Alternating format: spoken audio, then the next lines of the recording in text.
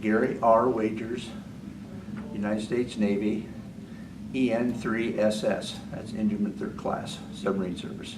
I got interested, in the submarine service when I was a little kid. I used to watch Silent Service on TV all the time, and that's what got me interested in it. I was just a small kid back in the 50s then.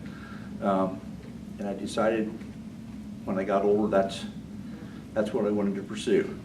Of course, the Vietnam War was going on at the time, so there was a draft involved that I went ahead and enlisted in the Navy for 4 years.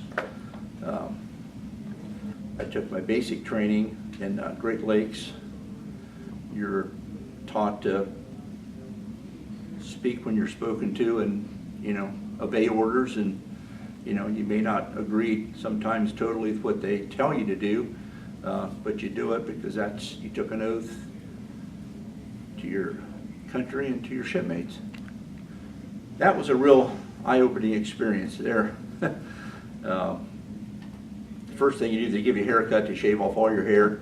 They indoctrinate you into the military service real quick. Hurry up, run to go here. And that was all part of the training to teach you discipline.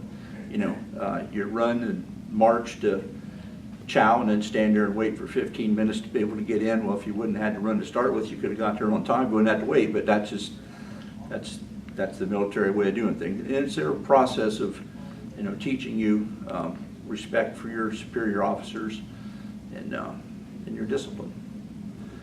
Submarine service is all voluntary. To my knowledge, I don't think anybody's ever been assigned to submarine service. It's strictly a voluntary organization for officers and men both. When I got to Great Lakes, after I got through with my boot camp, I was promised a school. So they gave me BP&E, Basic Propulsion Engineering School. And out of there, then I went to Engineman A School. So I was in Great Lakes for 9 months. I had quite a bit of training up there. And then after I got up A School, that's when I got a choice to go on submarine service. And it was a lot by your grades and stuff. There was 19 of us in my A School class, and I finished at the top of my class, and I was given my choice of where I wanted to go, and I said I wanted submarine school. So it's kind of hard to get into. It's not something that just anybody off the street can, because they go into the Navy, can get into. There's a lot of qualification to start with, and then once you get to sub school, there's a lot of physical qualities as far as claustrophobia.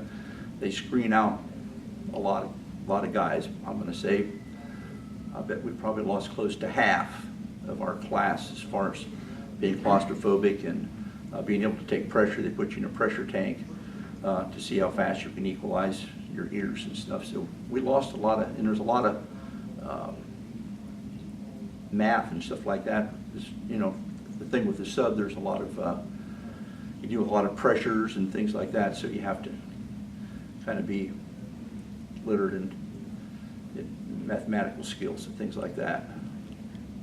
Probably about a day or two before we graduated, we got our orders.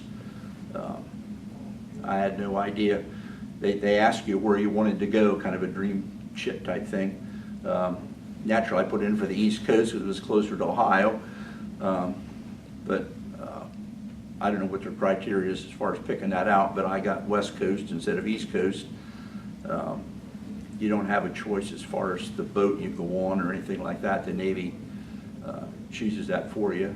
You can, after you're on there for a while and you get your qualifications, you can transfer. They'll let you transfer from one sub to another if you have another, let's say another engineman like myself that's of equal rank or close to it, where you both agree to it and it's okay with both captains and stuff. You can swap back and forth, so they'll let you do that.